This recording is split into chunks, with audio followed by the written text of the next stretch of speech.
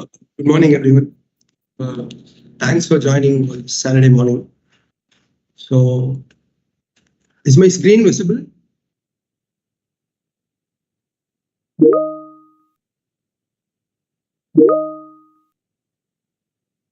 Yeah, okay, thanks.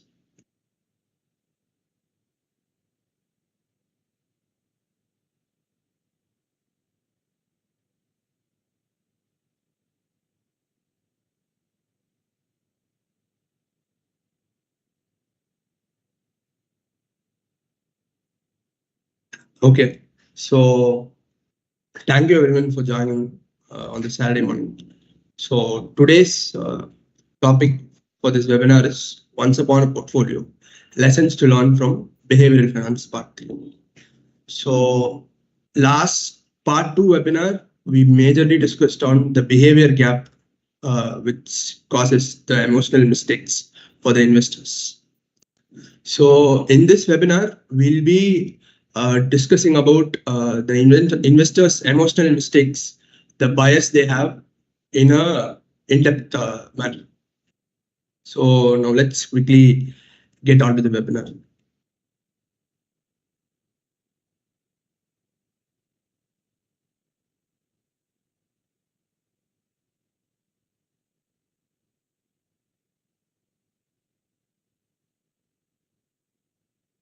So what behavioral investing teaches us in the lesson of investing?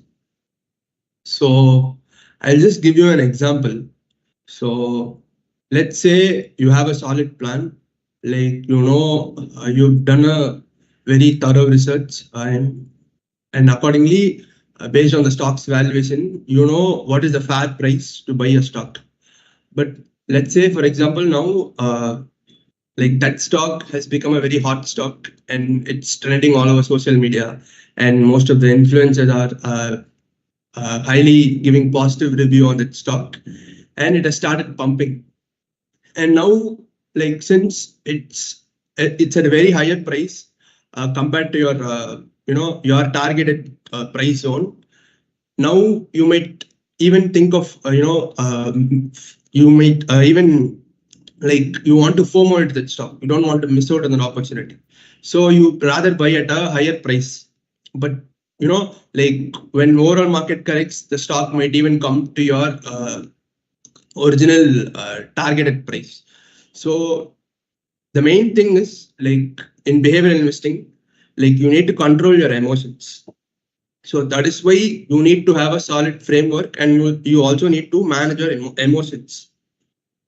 So now, like there's one more example I'll give. So ideally, what needs to be done at the end of a bull market? So like at the end of a bull market, but or before then, like you need to sell your overvalued stocks, and you need to have a higher level of cash so that like you can, once the market corrects, like you can prepare for the next cycle, like you can start like taking exposure to the new ideas which you have researched. But what happens is most of us make the mistake of not selling at the bull market. Like we'll be, like when the market is rising, like we'll be even more ready to take more risks.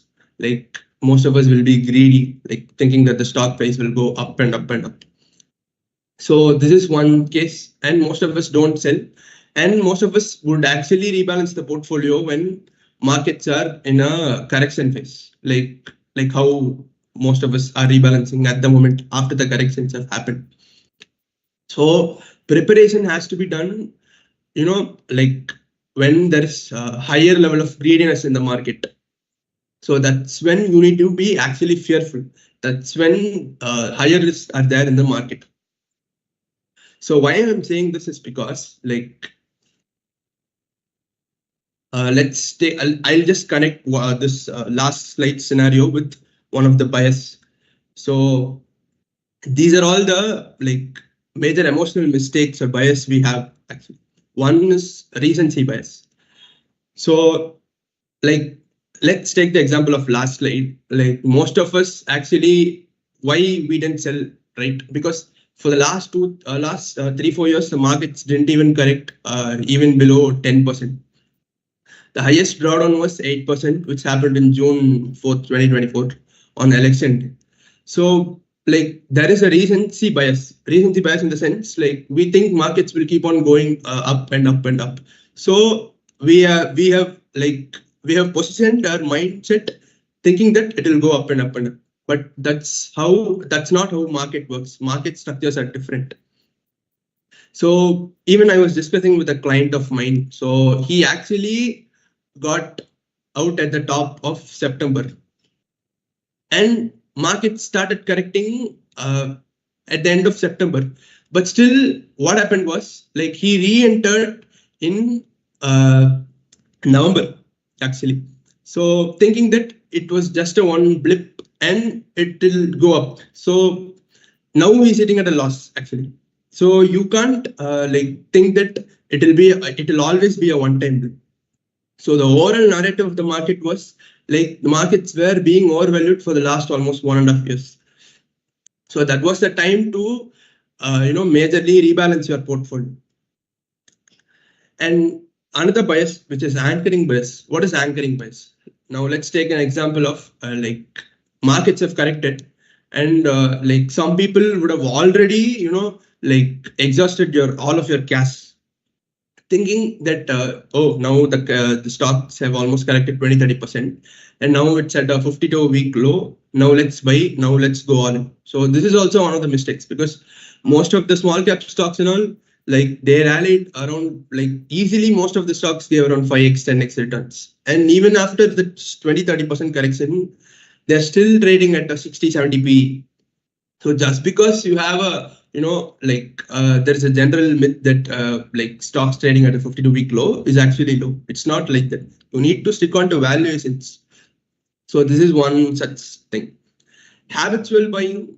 So habitual buying is irrespective of the valuations. You just emotionally get into you just get emotionally attached to a stock and you just keep on buying that stock. One such example would be doing SIP in stocks irrespective of the valuations. And another thing is you just have exposure to a very concentrated portfolio. You just buy a single stock and you just keep buying that stock in a very continued manner. Another one is following the herd. So following the herd is so in the markets, many of the people will actually they want to be with a group of people. Their ideas would they want to share other people's ideas also. So what happens is they just have exposure to the most of the stocks which other people also have. So this is very not healthy, because what happens is you don't want to be you want to feel comfortable actually. Your ideas, you feel that your ideas should also be validated to other people as well. So that you'd like to be comfortable with other peers. So this is also following the being with the herd and having a confirmation bias is almost same. Confirmation bias is your ideas needs to be validated by others, but you don't need to be like that. You can be contrarian at times. So to give you such one example was when markets were shooting up last year, many of the retail investors were doing SIP in small caps mutual funds. They were taking exposure to small cap stocks and mid cap stocks, thinking that high risk would yield them high returns. And even if market corrects, since they will be investing for at least 10 years, they're investing at the moment. So what actually some people did was some people thought this valuation cannot be sustained, and they booked profits. Some of them took exposure to gold, which was one of the best investments for last year, which even gold's return was much more than small and mid cap stocks. So the narrative is that like just because you take a more return, just because you take a high risk doesn't mean you'll get more returns. So this is this is just like a graph. So the more emotional mistakes or the more decisions you take based on emotions, the more mistakes will happen in your portfolio. So why behavioral investing actually matters. So I'll just stock markets, for each and every company, there's a fundamental, there's actually a real-time business which is going on. But still, the price are impacted by emotions, because we are the people who are actually investing, buying, selling in these shares. So we are destined to act on our emotions most of the times. So let's say, for example, where the most common conception in the market is they'll be ready to invest when markets are going up. So at that time, actually, the markets would go when market price go higher. There's actually risk is going up, but people think the opposite. They'll be ready to take risks, they'll be greedy, and they'll invest. But at the top, when the market starts correcting, no one would be ready to buy. That's when they think risk is even more higher, and that's when they fear actually. But it needs to be opposite. So this is how emotions are driving the markets, and this is why markets are inefficient at sometimes. And this inefficient times is where you need to make the right decision, which can create much more alpha compared to the other investors.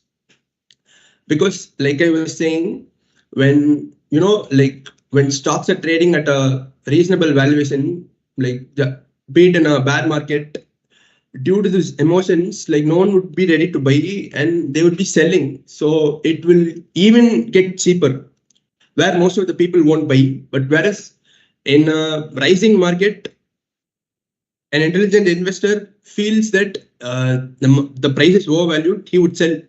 But whereas other people, other investors, what they do is they think the markets are going up, they'll be ready to take even more risk.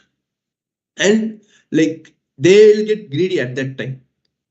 So you need to make use of this inefficiency. So an intelligent investor, when the bear market hits, they should always feel that they can take advantage of that, the cheaper valuation part, where it will actually trade at a cheaper price when compared to its fair valuation. But people forget that, and they want to participate in a rising market. They want to take exposure to that extra part where the stock price is trading at a overvalued price. It will, due to the people's euphoria, it will go to an even more overvalued price. So they just want to get that return in that part actually. So as I was saying, the decision making, you need to have a solid framework. You need to review your portfolio in once in a quarter, and you need to make informed decisions.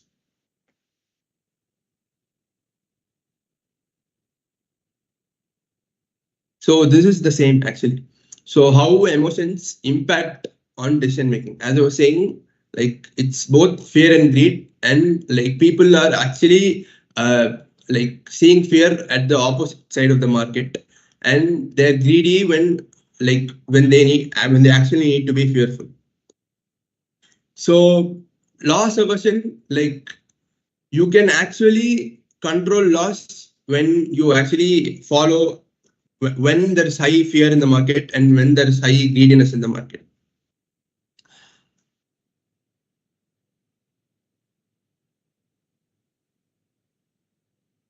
So how to overcome behavioral bias? So the first thing is acceptance. So acknowledge and accept that you've made these past mistakes, which were emotional mistakes. like you would have had a solid plan, but other people's judgments actually clouded your judgment. So that is why one of the major mistakes happen. So you need to have a solid framework. You journal it and you stick to your investment framework. So this is one thing.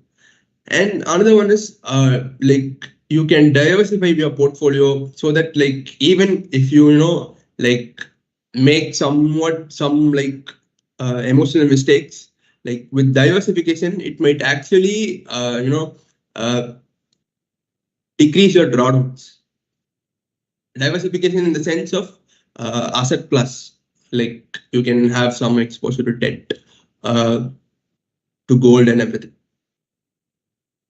So another one is focus on data and fundamentals.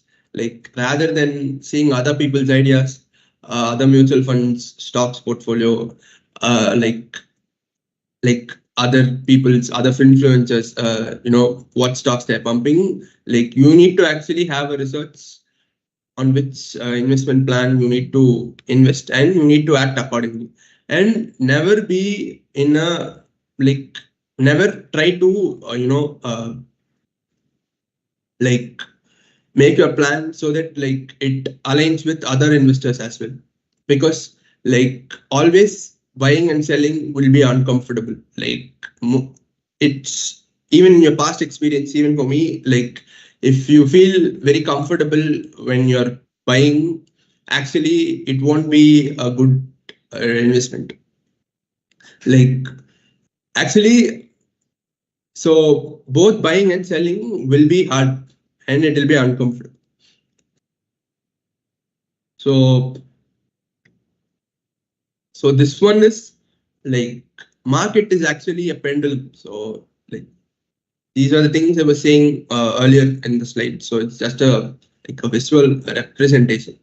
So like when markets are going up to the right side, like when the stock prices are going up, there is high euphoria in the market and there is high greediness in the market. So more people would be ready to take more risk, and they're not mindful of the higher increasing valuations. Like they'll be deploying more capital. Like everyone would be ready to buy actually. Like even like to give you an example of a story, like one of the most intelligent people who ever existed in the world, Albert Einstein, actually invested in some submarine companies during the 1930s phase. So actually, he got out when the markets were overvalued in one of the stock. He made around $100,000, which was very high at that point of time.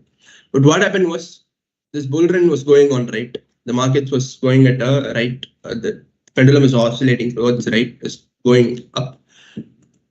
So actually, he got back into that stock because the markets were at a euphoric stage.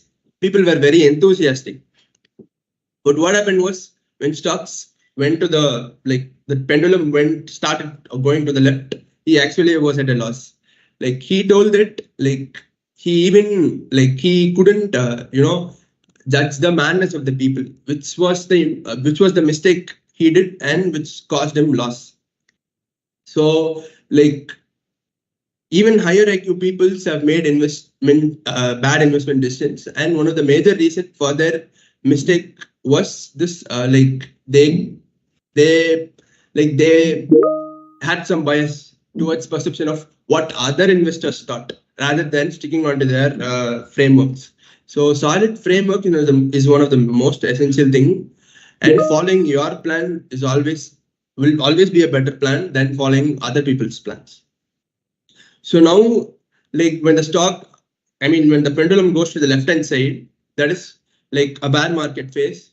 Like no one would be ready to buy. That's when stocks valuations cool off, and that's when actually risk comes down. But everyone whereas everyone will be fearful, and they think that's where high risk is, which is actually not. It's basically it's basically psychology. Like even Howard Marks, an eminent investor, used to tell that like when markets are going up, like when when they're investing and the markets are hitting higher highs, new all-time highs, like their greediness gets validated. So they're ready to pump in more money. But whereas when a stock goes low, like even it will be at a cheaper valuation, like no one would be ready to exactly pick the bottom. So definitely you need to have a multiple entry point. So let's say a stock is at a cheaper valuation. You've started buying it and it goes even lower. But most of the people don't want to be in that space in a bear market time. They feel that loss would be a very uh, like a permanent loss, which is not a loss, which is they're not selling at the market top would actually be a permanent loss if they're not acting at that point of time. But here in this case, like they think at a bear market when they're investing in a valuation where valuations are reasonable, fair, or it's even more cheaper, and it's and when the overall market perception is very fearful, stocks would even correct a little bit lower. So they're not ready to take investments at that point of time. So this is what happening. So like in a bull market, everyone wants to buy everything. In a bear market, like nobody wants to buy anything. So like this two extreme points is where an intelligent investor should actually make use of these advantages. So like you buy when no one wants to buy, and like you sell where everyone wants to buy. Like even if you sell, like the stock price will go up even more, even like 20, 30, 50, or even 100%. Like, but people want to only make use of that 100% only, like which is one of the major mistakes they do, which result them in very huge drawdowns. So this is just the market structure. So like what I was saying. So everyone wants to buy at the top and nobody wants to buy at the bottom.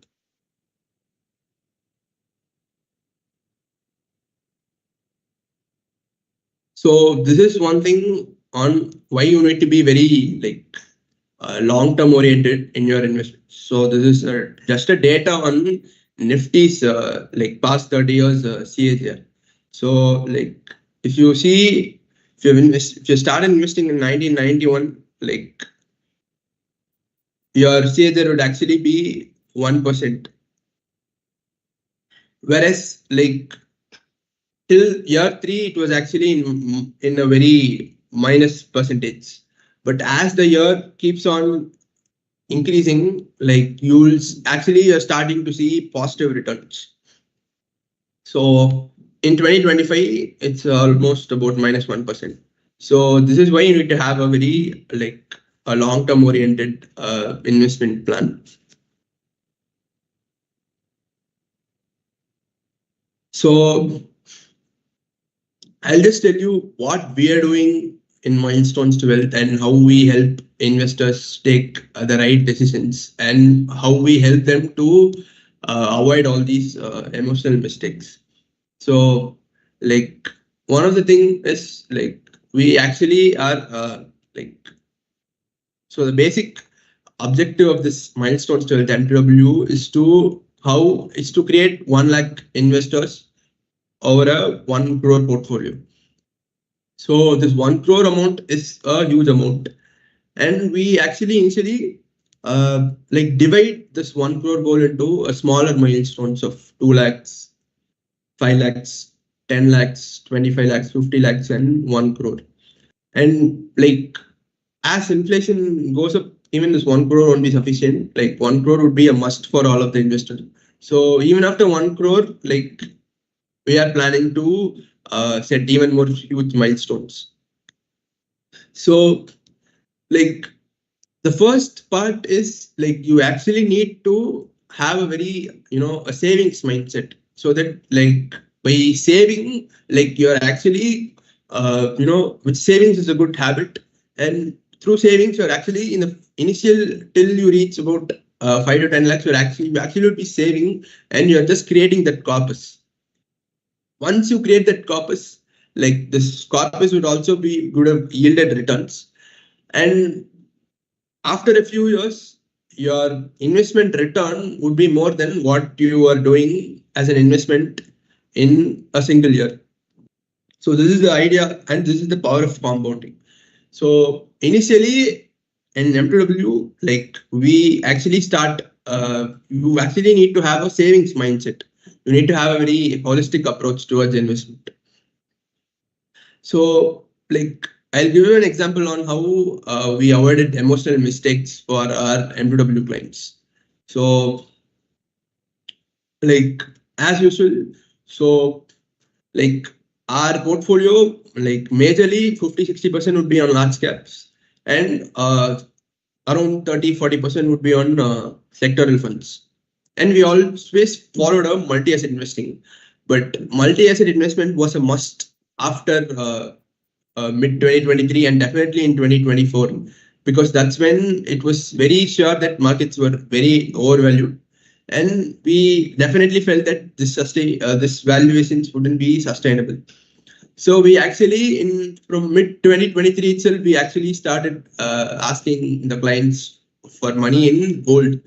And like at that point of time, some people actually invested in gold, and definitely they're actually sitting at around 50% absolute return in gold investment return at the moment. So like in 2024, some people actually, even more people participated in gold and silver. And even now, for them, like they were able to decrease their drawdowns by investing in gold.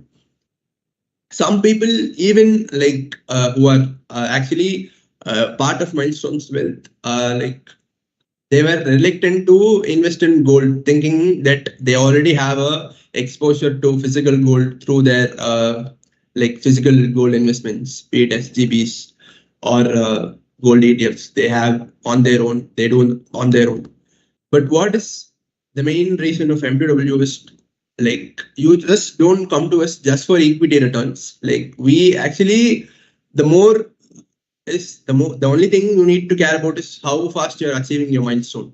To achieve your milestone on a quick manner, like every year you need to get returns right consistently. So whereas like people who haven't invested in gold, like some people's portfolio are haven't would it wouldn't be possible to have a positive return in this year. So like people actually have, so the main thing why most of the people invest in gold was like the outer market perception was like they need to get exposure to small and mid cap funds, and like that was the thing which clouded their judgment actually.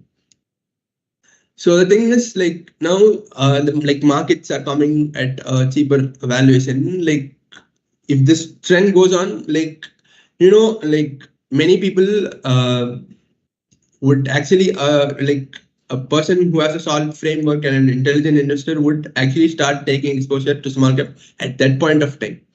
But whereas when the markets are that cheaper, like people would lose hope, and that is the point where they sell at the bottom and they leave, thinking that they can come in the next bull market, which is a very bad decision. Like you need to have conviction on what you're going to buy, and you need to have the stomach to hold on to it. So that's pretty much it. Now, like, if you have any questions, like, you can just ask in the chat box.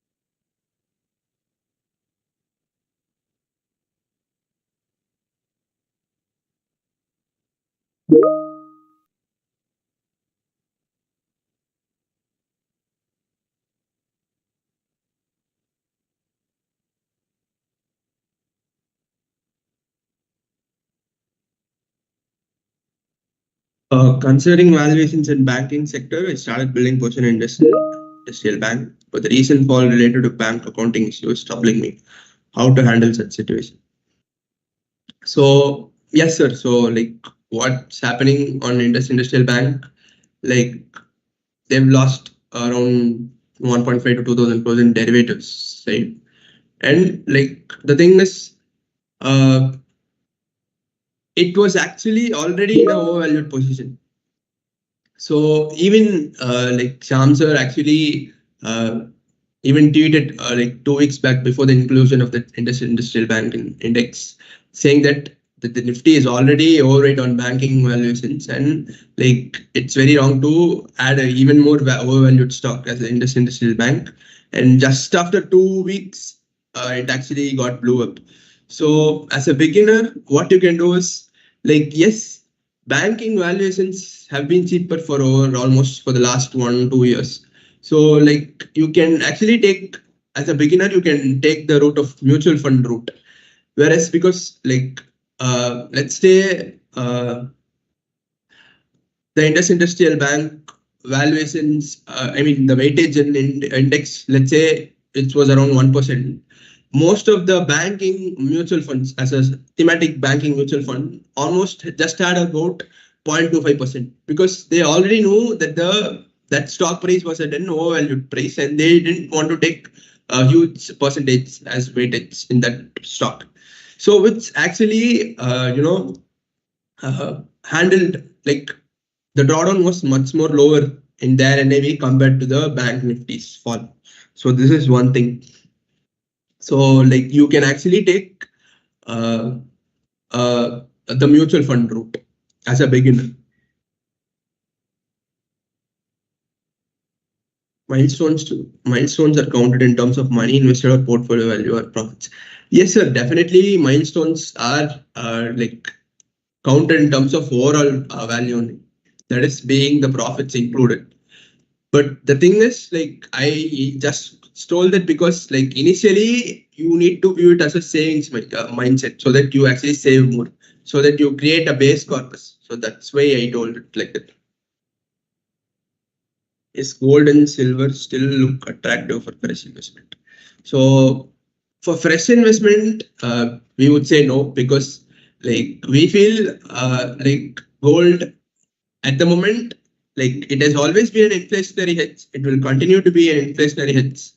At the moment, it's better to hold gold on what you already had exposure. It's not, it's not very attractive to buy at this level. So you can just hold on to it, because at the moment there is, high tensions going on in the US markets. Like they are, there is tariff wars going on, and there is a recession fear. So gold might continue to give returns, but the price is at an overvalued price. So it's around $3,000, and we don't want to take fresh investments, new capital towards gold. So at the moment we are allocating some parts towards debt as well. Debt looks attractive.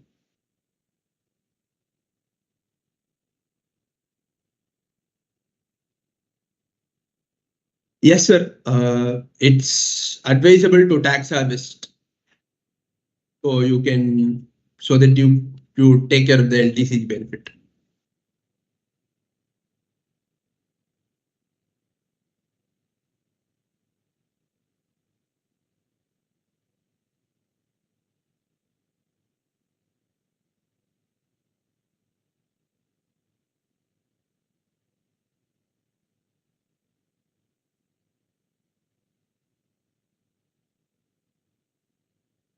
How to avoid value trap by following contrarian strategy?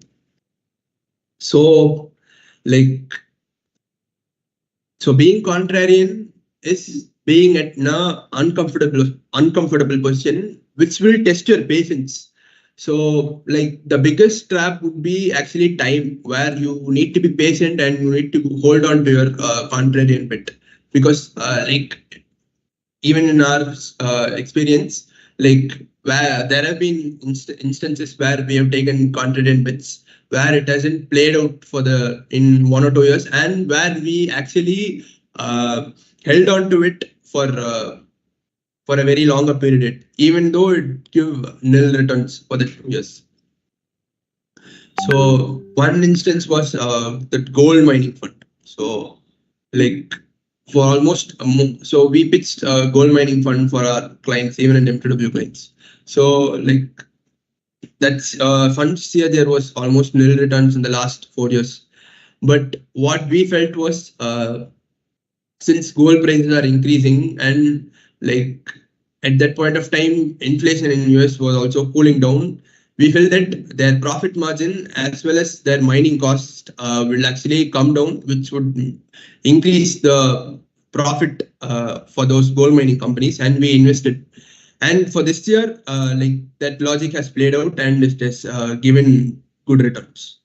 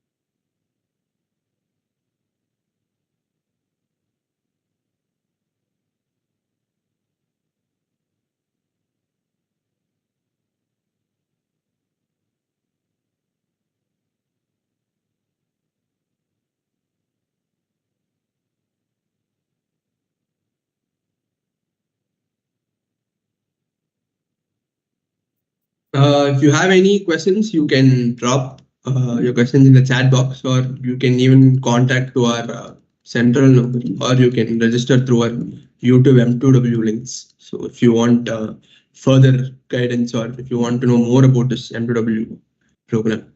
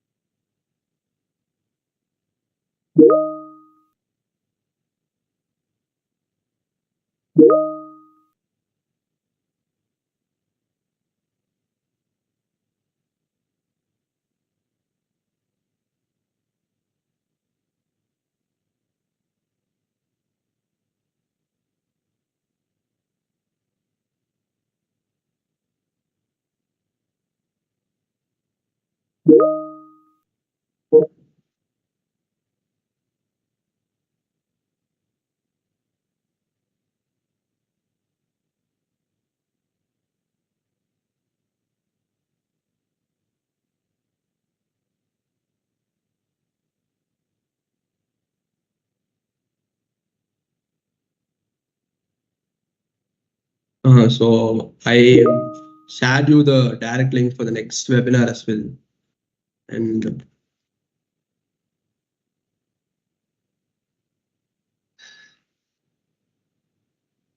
second link I've shared is regarding the corporate India webinar, which will be handled by our fund manager and head of research, Mr. Balaji.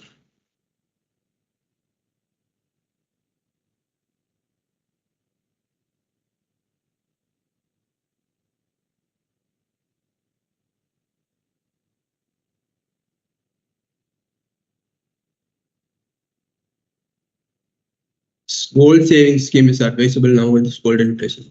So our approach has always been not to take an SIP manner in gold, sir. So we feel like gold has to be timed. So we don't actually advise in monthly investment for gold. If done in lump sum, how money will be transferred to funds. So Earlier, in the starting March first week, when markets were almost going very down, at that point we directly did direct equity lump sum, sir. So earlier, last year, and all, it used to be like we used to select what equity mutual funds we are going to buy, and we give respective overnight and liquid funds. But last 2 weeks back, we gave direct equity mutual funds for lump sum. At the moment, as of now, since there is a relief rally which is going on, we are giving 50% direct lump sum and 50% in overnight funds, debt funds, which would be done in a STP manner for 10 weeks, for the next 10 weeks.